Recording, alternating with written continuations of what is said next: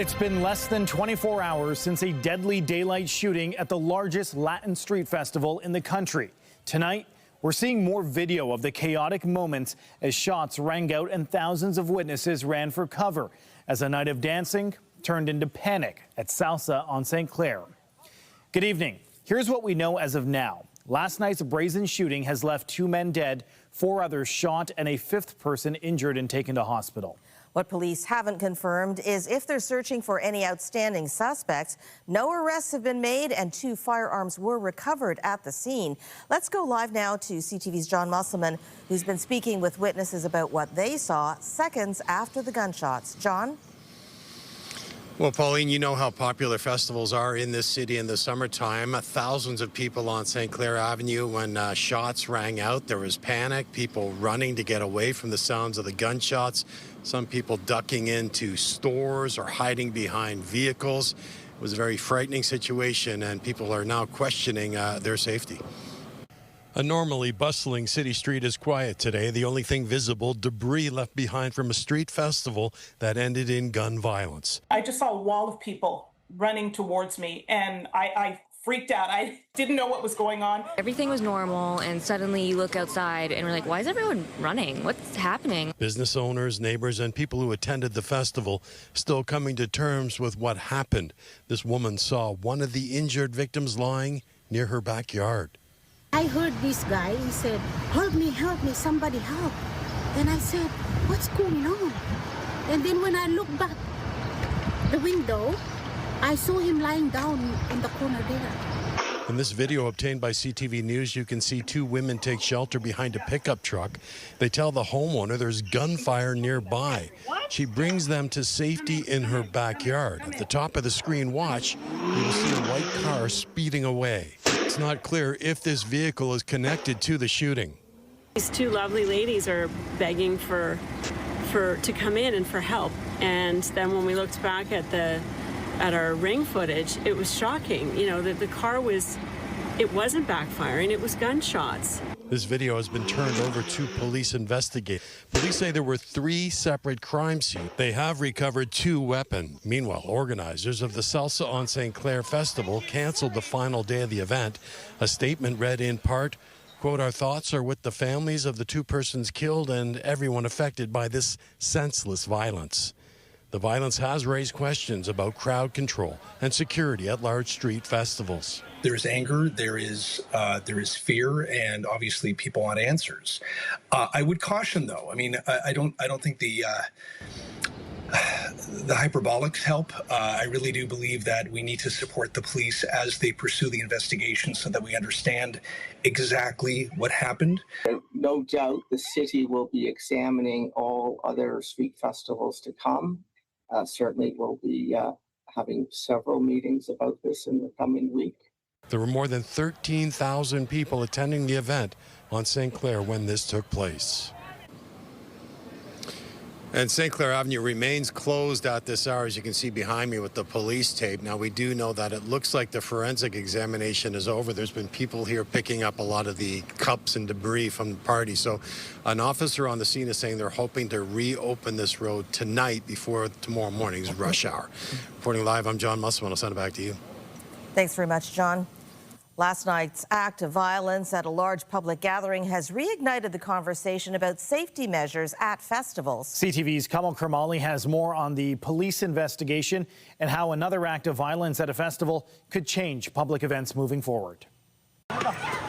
The partying at a salsa festival in Toronto quickly turning into panic. Gunshots rang out just after 8 Saturday night, sending thousands running for cover as police tore through the crowd on the hunt for the shooters. This seemed to be an exchange of gunfire between individuals targeting each other. 2 men were killed, 5 others injured, 2 firearms recovered spanning 3 separate crime scenes, but no suspects identified. I'm deeply disturbed and angry about this reckless, irresponsible act of violence. Undoubtedly, over the last several years, security at such events has ramped up across North America because of some bad events that did occur. At Canada's largest festival, a few provinces over, the Prime Minister on hand soaking in a Calgary Stampede that has revamped its security after multiple people were stabbed last year. Over under the truck. And it's been more than a year since a vehicle rammed through a Filipino festival in Vancouver, killing 11 people, resulting in recommendations for increased security at BC festivals. Well, I think all these events really lead to more and more thoughts, intelligence gathering, and planning than we ever saw in the past. Today in Toronto, the rest of the Salsa on St. Clair Festival canceled, while this Salsa festival elsewhere in the city still in full swing, but filled with plenty of apprehension. It just makes you more aware of your surroundings. As you can see, we're sitting close to the exit, so if anything happens, we have a fast out. While police continue what they call a complex investigation given the size of the crowd, organizers of Salsa on St. Clair say they're shocked by the shooting. Kamal Karamali, CTV News, Toronto. And Toronto Police Chief Myron Demke released a statement this afternoon saying in part, the brazen violence we witnessed in the middle of a community festival where thousands were gathered to enjoy a summer evening with family and friends is heartbreaking and unacceptable. All the necessary resources are being made available to our investigative teams, and we will be relentless in our pursuit of those responsible. Meanwhile, several people are injured and a Brampton man is facing multiple charges after an early morning shooting near Toronto's waterfront. This was the scene near Polson and Cherry Streets around 3:30 a.m. Police say there was an exchange of gunfire between two men. The accused then allegedly stole a rideshare vehicle with passengers inside.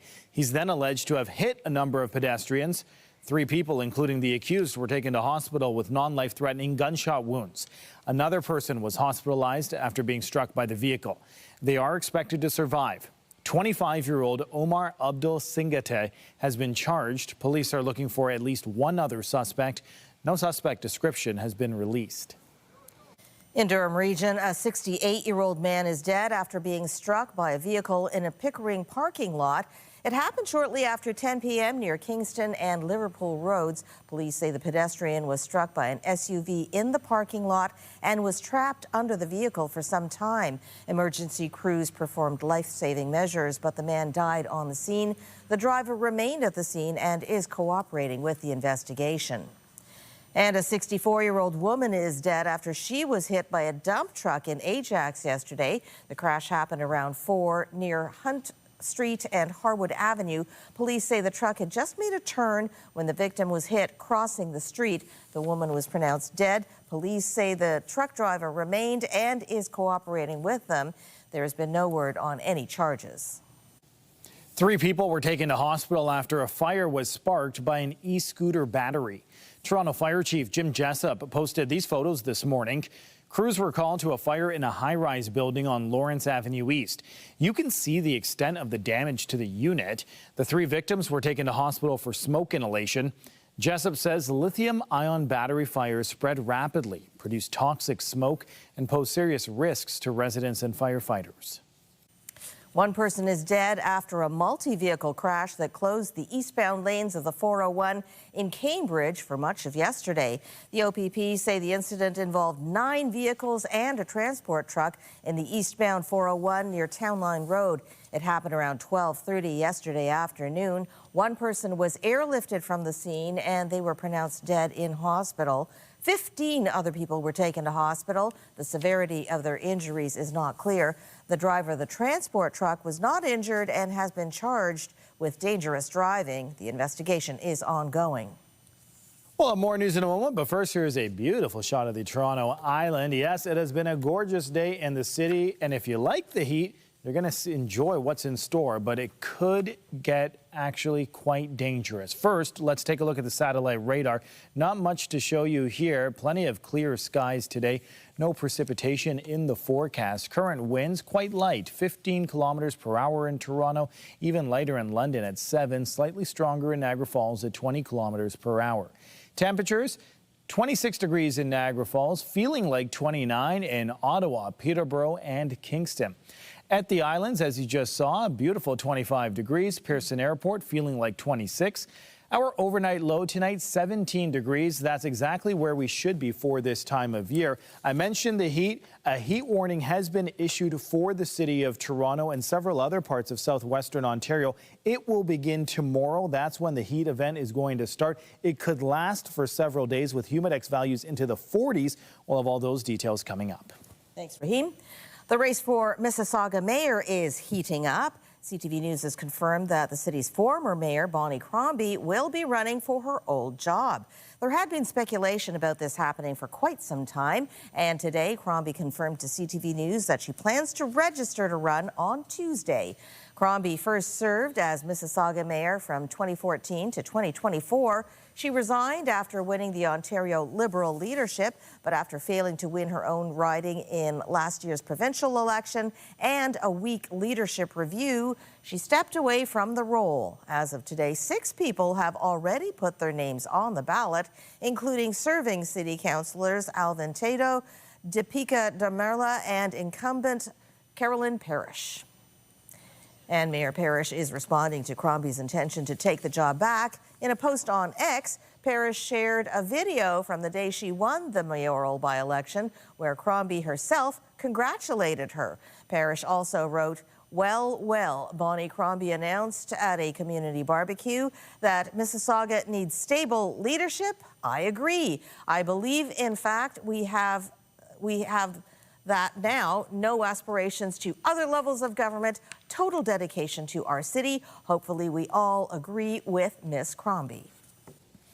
Automaker Ford and the union representing more than 5,000 of its workers have struck a tentative deal. Word of the agreement between Unifor and Ford came after intense talks earlier this weekend. No details will be announced until after workers vote on the tentative deal. If approved, the contract will likely be used as the blueprint to get deals with the other major North American automakers, GM and Stellantis. WestJet flight attendants held a day of action today at Pearson Airport. They held an information picket to raise awareness. QP 8125 represents roughly 4,400 flight attendants who are voting on a possible strike that could start as early as August 2nd. Talks between the union and airline have been ongoing for more than 10 months. And the main sticking point is pay. Flight attendants say they work an average of 35 unpaid hours every month. We haven't been able to agree on a compensation model that reflects our contributions to the success of this organization. We want the value of our work to be reflected in our wages. We are some of the lowest paid flight attendants in Canada, and yet we are the second largest carrier. It doesn't make sense. It doesn't add up. Voting on possible job action continues until Wednesday. And WestJet released a statement that reads in part, informational picketing is a normal practice during the bargaining process, and WestJet respects the rights of WestJetters to participate. Our focus remains on reaching an agreement that recognizes the contributions and professionalism of our cabin personnel while making sure WestJet remains competitive and sustainable.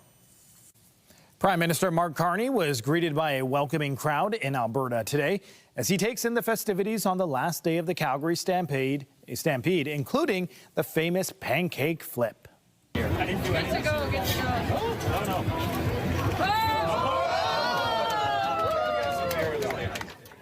Well, Carney struggled with his pancake flipping last year during his first Stampede as Prime Minister, but as you saw right there, he stuck the landing this time around, and he joked that he'd been training for the event all year. Last night, he attended the annual rodeo and exhibition, but Carney also made time for politics, talking to some people in the crowd about pipelines as he works with provinces to build a pipeline to the West Coast. I think you have to look at this as a set piece. You know, what's the Prime Minister been up to over the course of a number of months, right? It's presence and pipelines.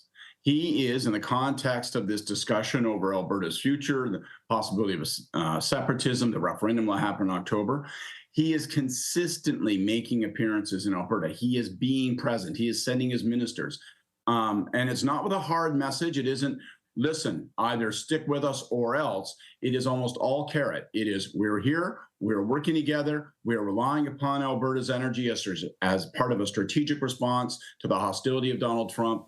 and just that constant presence. So as much as anything, it's just about being there right now, Laura.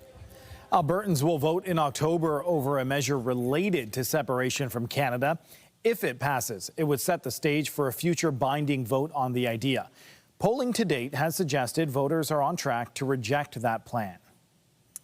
It was a crime that shook PEI, a murder-suicide 6 years ago that took the life of a young girl. This week, the province's child and youth advocate came to a painful conclusion that her death was preventable and a dozen chances to save her were missed.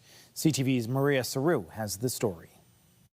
Olivia Rod was just 9 years old when she was murdered by her mother in Charlottetown in 2020. An investigation released this week says she should still be here. But various people and services didn't act on 12 opportunities to protect her. And without change, the same gaps could put another young person at risk. It could happen again. Olivia's family had years of contact with child protection, police, and healthcare providers. But the report says warning signs were missed, misunderstood, or not communicated. We began to see certain patterns that became more disturbing. Providers were turning a blind eye.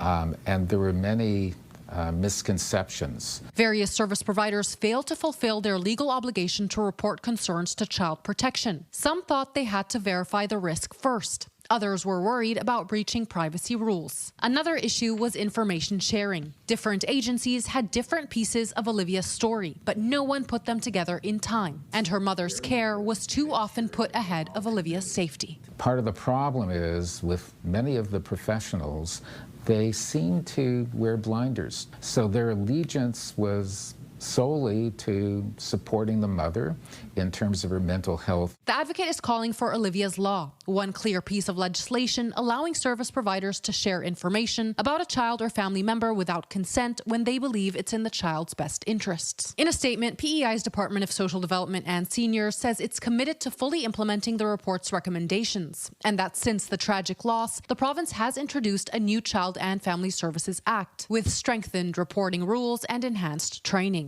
The advocate wants Olivia's Law introduced in the legislature's next fall session. He's also calling for written responses from government, police, and other agencies within 1 year. Maria Saru, CTV News, Charlottetown. To the Middle East now, where both the U.S. and Iran are claiming new strikes as their ceasefire falls apart. Iranian state media is reporting new attacks on military targets on a key island near the Strait of Hormuz.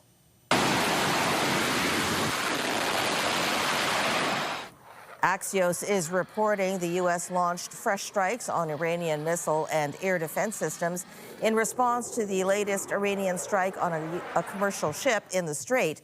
According to U.S. Central Command, around 140 Iranian military targets were hit, as U.S. officials say they are prepared to keep up the strikes.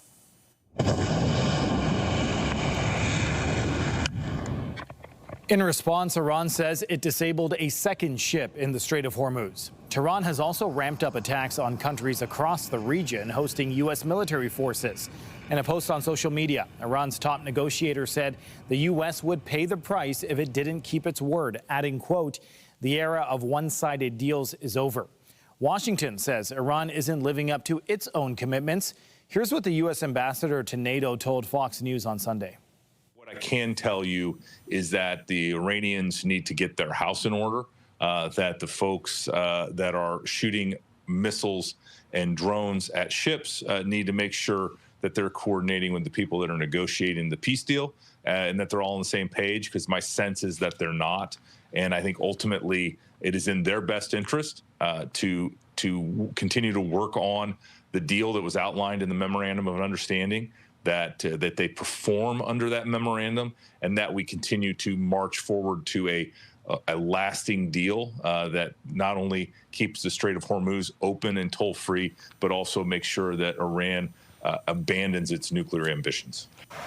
And this all comes as Iran has reportedly agreed with Oman to continue talks for a deal on the Strait of Hormuz. Oman is proposing to manage traffic in the strait through two separately controlled routes, but the agreement hasn't been finalized. After several deadly Russian strikes this weekend, Ukraine says its drones have hit at least 14 Russian ships today.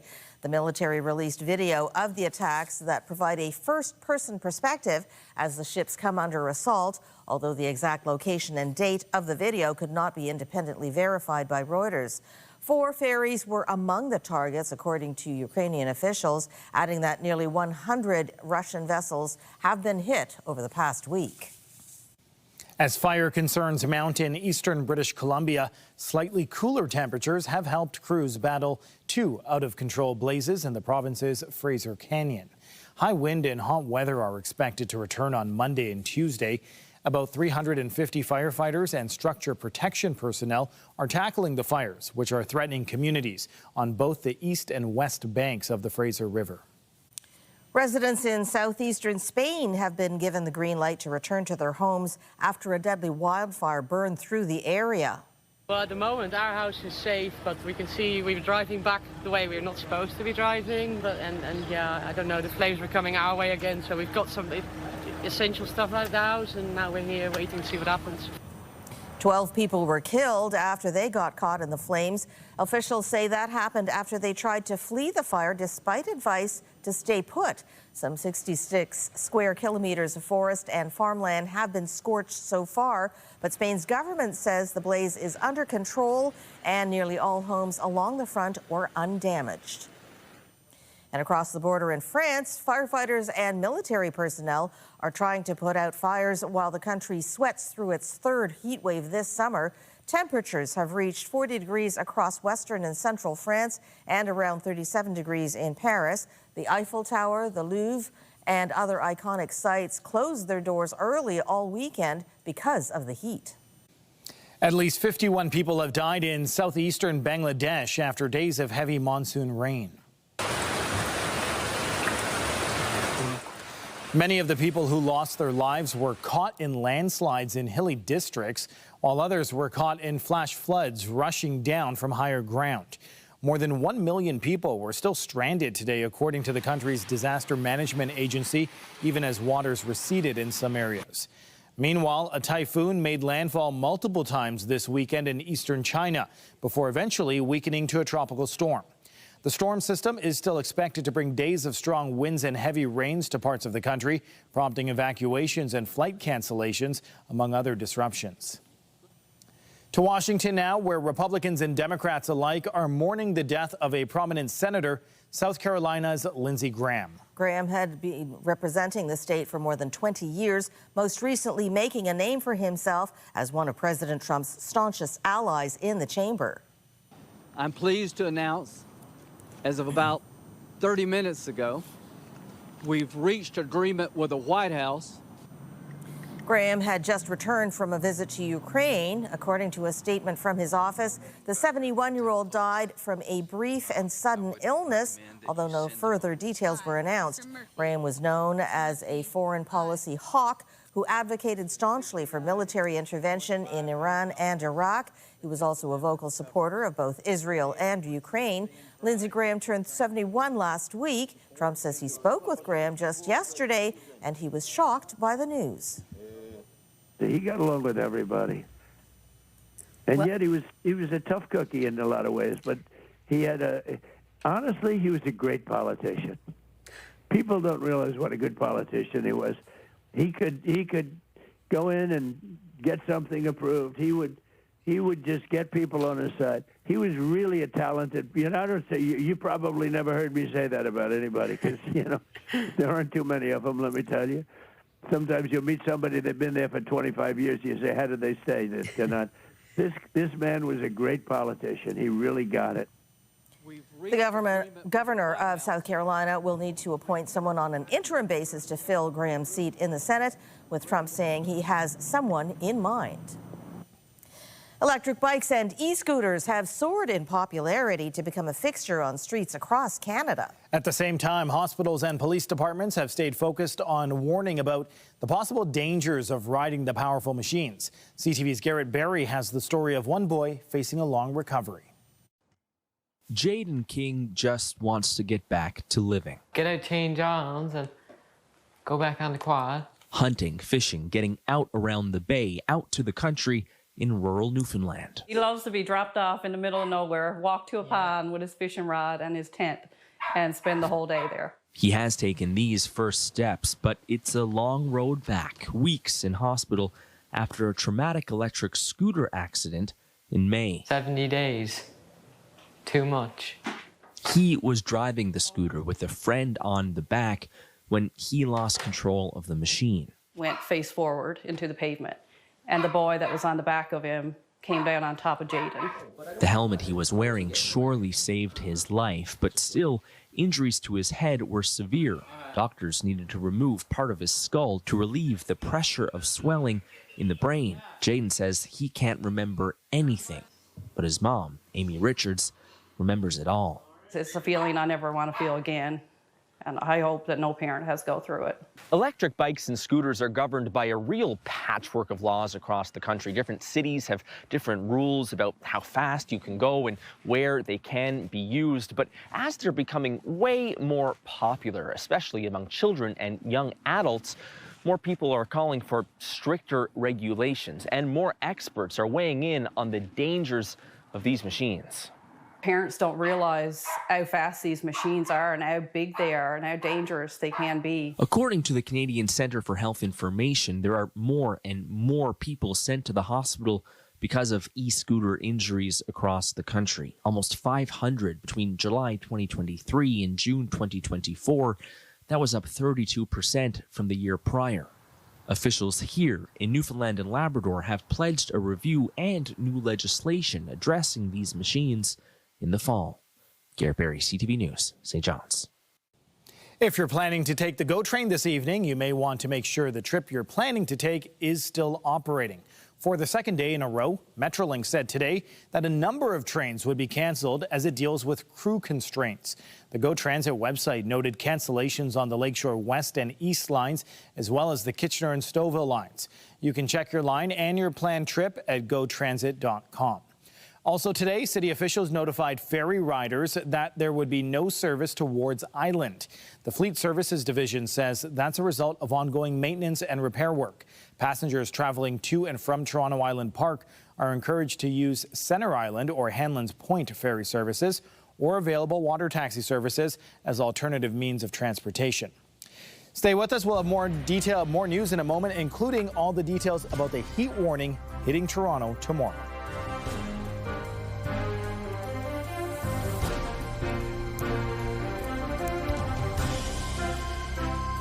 When you see it happen, send it to CTV News.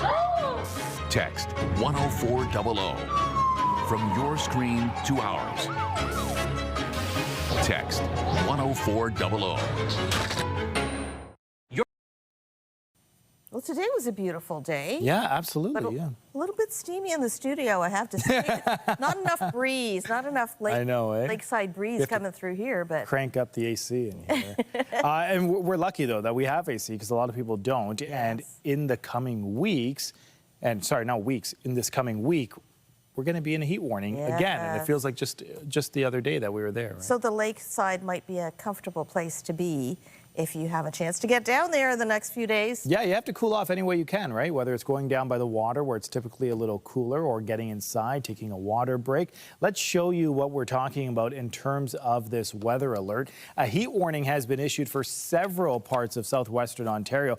And you see in big bold letters over there, humidex values could be reaching up to 45. We're expecting this event to run from Monday to around Wednesday evening, possibly Thursday evening. Tuesday will mark the peak of the heat event. As a result, when this happens, the City of Toronto, as once again, they'll be having more water-filling mobile stations. There are 4 locations for those. They'll be extending their cooling hours for a number of places, as well as, I believe, 8 outdoor pools will also be extending their hours of service to just before midnight. And so there are ways to beat the heat, even if you don't have air conditioning.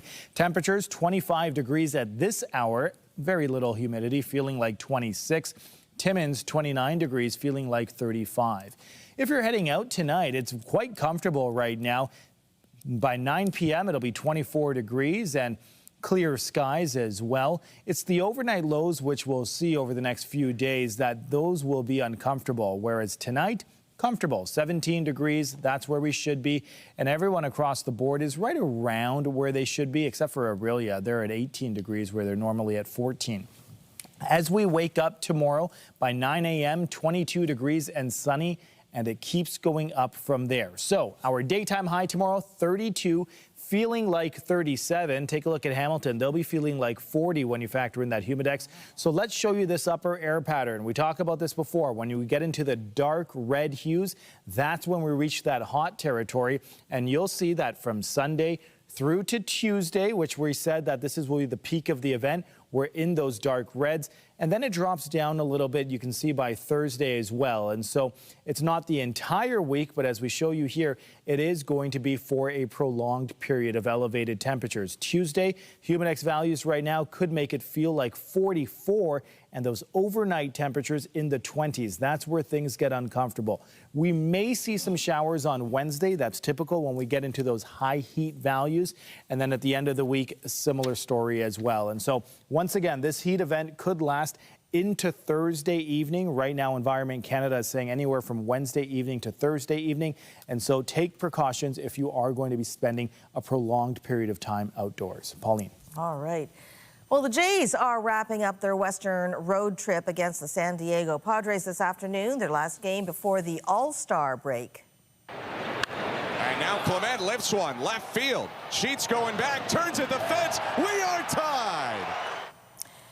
And it was none other than Ernie Clement who is heading to Philadelphia for the All-Star game. That would tie the game up with a 2-run blast in the 4th inning. And the Jays recently took the lead, now ahead 4-3 in the bottom of the 8th.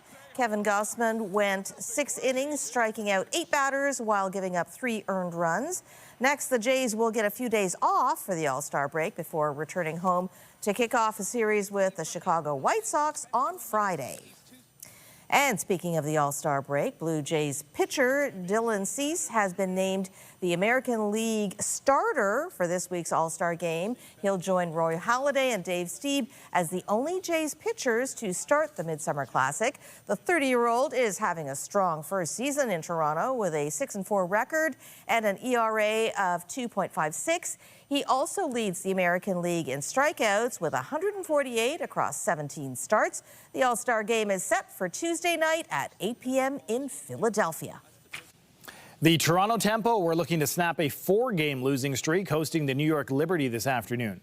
Now 55 seconds left in the 4th. Downhill, Salvary, and the Tempo have the lead. So the Tempo built a 16-point lead heading into the final quarter, led by star Marina Maybury with 30 points.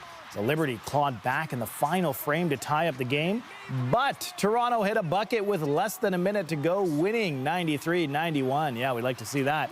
They're back in action Tuesday against the Washington Mystics. Well, at the World Cup, the semi-final matchups are set. Morgan Rogers lets fly. It's 2-1 England. Bellingham's there once again. England punched their ticket with this goal from Jude Bellingham in extra time to win 2-1 over Norway. That was the Real Madrid star's 6th goal of the tournament. Julian Alvarez!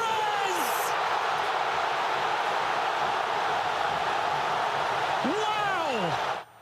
And in the other quarterfinal, Julian Alvarez scored this beauty, also in extra time, to lead Argentina to the 3-1 win over Switzerland. The Swiss were down to 10 men for much of the second half due to a red card. Argentina and England meet on Wednesday in Atlanta. France and Spain square off in the other semifinal Tuesday afternoon. Well, yesterday marked National Itch Check Day, and vets across the country are encouraging pet owners to recognize the early signs of allergies. As CTV's Kathy Lee explains, vets are seeing more allergy-related cases as environmental allergens become increasingly common. Good boy. A lunchtime trip to the park is part of the daily routine for Benny Ramos and his dogs. One more time. Pomeranian Malachi and Yorkie Luna Marie are two of Ramos's 5 dogs. The others are home, including Rosie May, who suffers from seasonal allergies. It is a respiratory thing, so she will go into these coughing fits. It's a more recent thing that's happened to her, and it's probably because she is getting older. No signs of redness. And she isn't alone. Madeline Brown, a veterinarian at this Calgary clinic, says more dogs and cats are coming in with allergy-related problems. A lot of times it will be presenting for itchiness, licking their paws, licking their bellies and their groin. And it's not just happening in Alberta. A veterinary clinic in Saskatchewan is seeing the same trend. Almost as soon as the snow melted this year, we started to see more. That's due to the snow mold or the increase in pollens and grasses. Experts say pollen levels in Canada have actually doubled since 1995. Daniel Coates says longer stretches of warm weather are leading to longer, more intense pollen seasons. There's a direct correlation between climate change and the longer seasons with warmer weather, and hence you're seeing more pollen in the air. Brown says pet owners should watch for some early warning signs. See how your dog is doing after they come in from a walk. Do they seem more irritated? Do they want to go and lick or chew or nibble at their legs after being outside and exposed to these allergens? For Ramos, he needs to give Rosie May medication to help alleviate her coughing fits. She has to take medication a couple times a day. But it helps keep her symptoms under control so she can keep up with the rest of the family. Kathy Lee, CTV News, Calgary. Coming up on CTV News, as more people shift to non-alcoholic options, we show you how one business in Saskatchewan is trying to capitalize on the growing market.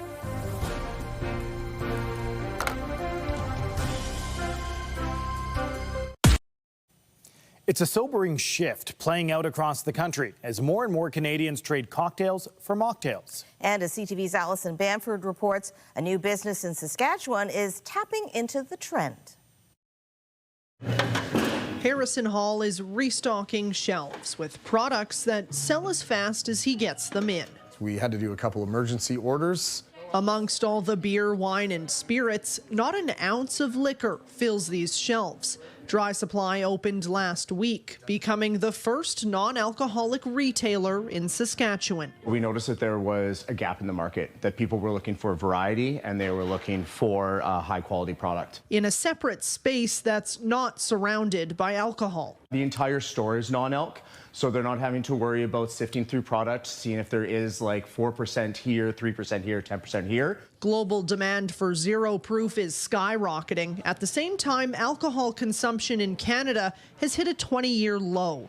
Those who study the history of alcohol believe this is a trend that's here to stay. We're not expecting medical research to suddenly prove that alcohol is very good for you. So I think this is like smoking. Will be a long-term decline. The younger generation is leading the cultural shift in drinking habits, with health one of the main drivers. I've never seen so much change in one category as I have with low and no alcohol drinks over the last even just a year or two. Part of that change includes more options and better technology, improving the flavor of non-alcoholic drinks. You feel ostracized when you're not drinking. It takes that away, so now they're a part of the party and they don't feel like they're missing out. Just because you're not drinking doesn't mean you have to sacrifice. Dry Supply has only been open a week, and already they're thinking of ways to expand in the province, hoping to build off the booming non-alcoholic industry. I don't think that this is a trend, this is more of a revolution. One that they want to lead. Alison Bamford, CTV News, Saskatoon. Prince Harry continued his trip to England this weekend. He took part in charity events in front of the cameras while questions swirled about a long-awaited and private royal reunion. Guys, I do want The prince took part in a goat yoga class Saturday, hosted by a charity that supports bereaved children and youth. That followed a visit to the King and Queen by Harry, his wife Meghan, and their 2 children on Friday. The Sussexes met with King Charles and Queen Camilla at a country estate west of London. The visit comes after years of tensions within the royal family, resulting in Harry and Meghan giving up their royal duties and moving to California. 4 years since the King has seen his grandchildren in person.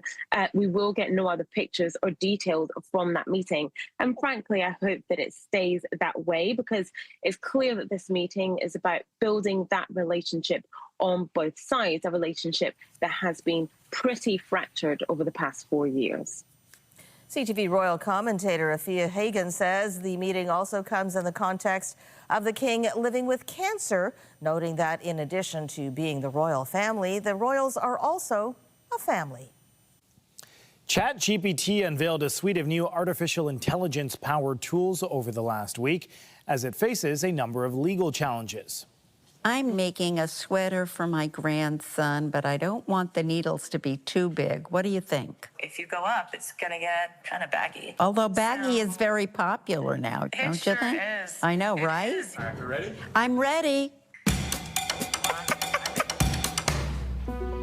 Today, we are announcing the all-new ChatGPT voice, powered by GPT Live 1, a full duplex conversational partner that is the most powerful voice model ever built. Can you simplify that? Is she real or AI? We don't know. The new tools include that updated voice-based chatbot, which the company says is now capable of having live conversations that are interrupted in the same way as regular human speech. Also unveiled was a new AI agent called ChatGPT Work. OpenAI says the software can connect workplace apps and files to automate multi-step tasks more efficiently. As for the mounting legal challenges OpenAI is facing, Apple filed suit against the company on Friday, along with 2 former employees. Apple is accusing its fellow tech giant of misappropriating trade secrets to benefit its own foray into consumer hardware. In its complaint, Apple claimed it wrote to OpenAI in February with concerns that its confidential information was being used inappropriately, but it received no reply. OpenAI responded saying, "We have no interest in other companies' trade secrets." It was a stormy seas for Disney's latest live-action remake at the weekend box office. The ocean chose me for a reason, and it chose you too.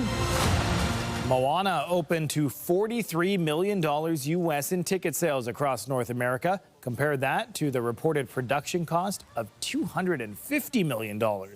Meanwhile, last weekend's #1, Minions and Monsters, slipped to second with $20.5 million. And Toy Story 5 is still going strong with $18.5 million for the weekend.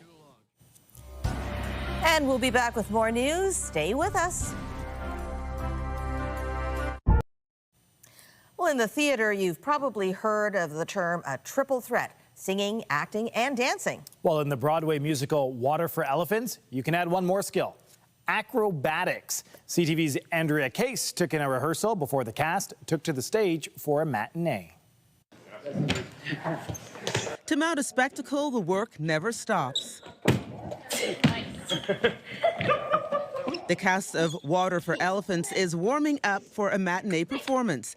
This week, the touring cast kicked off the 7-time Tony-nominated musical's North American tour in Toronto. Co-choreographer Jesse Robb joined the production before it hit the Broadway stage. Everybody came in and sort of said, oh, Sarah Gruen's novel of Water for Elephants, what is this show? Is it a circus spectacle? Is it, a play with music? What is Water for Elephants? And then we started, and the gasps started, and then they got bigger and bigger, and they were unexpected. They were at moments that we didn't really plan on. Based on the critically acclaimed best-selling novel about a man who, after a great loss, literally leaves home to join the circus. Same could be said about Rob, minus the great loss. I did a bit of running away with the circus when I went to Cirque du Soleil. I was, sort of born and raised in musical theater, Broadway, and dance company work. So when I decided to move to the circuit, it was a bit of an impulse running away. And I ended up doing a lot of different things that I trained with Cirque in terms of aerial acts and fire eating. He joined Cirque du Soleil, which was the perfect background to train the artists for the show. Rob, along with associate choreographer Paige Parkhill, are both Canadians now living in New York. I knew this is what I wanted to do from a very early age. I was very, very lucky to know with, full conviction. So to still be doing it 25 years later is a huge feat. And Yeah, I'm very lucky. There are no real animals in this production circus, and it was a feat to bring all the performers, actors, and puppeteers together. So we had to really kind of respect everyone's process and try to work with it, bring them together, make it cohesive. Yeah, it was a huge challenge. It was so exciting, and everybody needed to come together as one, which I believe we achieved. Warming up and rehearsing is just a part of the everyday effort for the cast of Water for Elephants. You can see them now on stage at the Edmund Rivers Theatre until July 19th. Andrea Case, CTV News. Well, before we go, let's take one more look at the weather. We've been talking about it all show. A heat warning has been issued for several places across southwestern Ontario, including Toronto. Temperatures right now 25 degrees, feeling like 26. That's not too bad, but it's going to change tomorrow. You can see right there, some humidex values will be feeling like 45. Here's your 7-day forecast. Monday, tomorrow, 32 degrees, feeling like 37 when you factor in that humidex. How about that overnight low on Tuesday, 24 degrees? Yes, it's going to be warm. Tuesday could be the peak of this heat event. Then we could get some relief on Wednesday with a 30% chance of showers, but it's going to be a hot and sticky week ahead. Pauline. Well, it is July after all. That's true. And be sure to join us tonight at 11 for CTV National News, followed by our next local newscast at 11:30. In the meantime, our coverage continues anytime on CP24 and online at ctvnewstoronto.ca. And for all of us at CTV News, thanks for watching and have a lovely evening.